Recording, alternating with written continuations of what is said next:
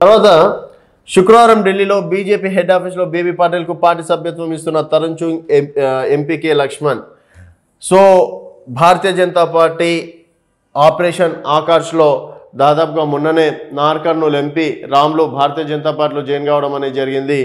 మళ్ళీ బీజేపీలో చేరిన జైరాబాద్ ఎంపీ బీబీ పాటిల్ అని చెప్పేసి మరొక ఎంపీ కూడా జాయిన్ కావడం అనేది జరిగింది.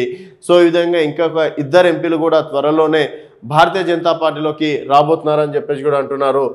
బీఆర్ఎస్కు మరో షాక్. బీజేపీలో చేరిన Zaheerabad MP baby Patil party సభ్యత్వం ఇచ్చిన బీజేపీ రాష్ట్ర వ్యవహారాల ఇన్ఛార్జ్ తరుణ్ చుంగ్, లక్ష్మణ్, రాజీవ్ చంద్రశేఖర్, అలాగే ఇటీవలే బీఆర్ఎస్కు రాజీనామా చేసి కాంగ్రెస్లో చేరిన పెద్దపల్లి ఎంపీ, బీజేపీలో చేరిన నార్ కర్నూల్ ఎంపీ.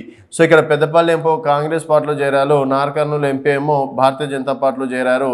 ఇంకొక 4 ఎంపీలు త్వరలోనే భారతీయ జనతా పార్టీలోకి రాబోతున్నారని చెప్పేసి కూడా అంటున్నారు. అందులో నామ నాగేశ్వర్ కావచ్చు, మాజీ మంత్రి పువ్వాడ అజయ్ పేర్లు కూడా ప్రధానంగా వినిపిస్తున్నాయి. అలాగే మాజీ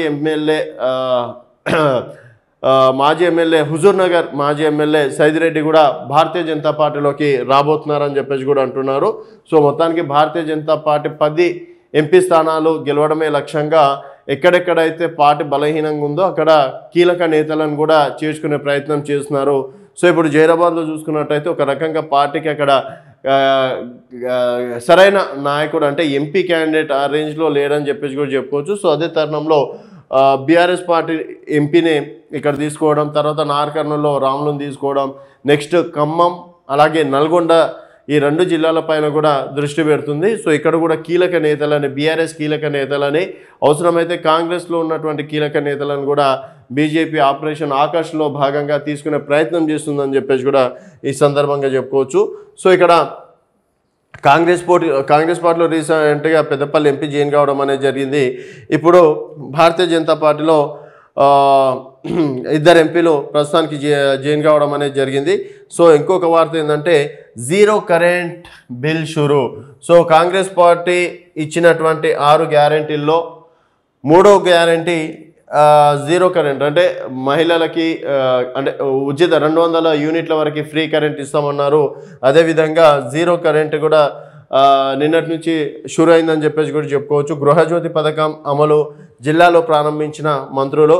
సో రాష్ట్రంలో గృహజ్యోతి పథకం అమలు షురు అయ్యింది. 200 యూనిట్ల లోపు కరెంట్ వినియోగించే అర్హులని శుక్రవారం నుంచి ప్రభుత్వం జీరో బిల్లు జారీ చేస్తుంది.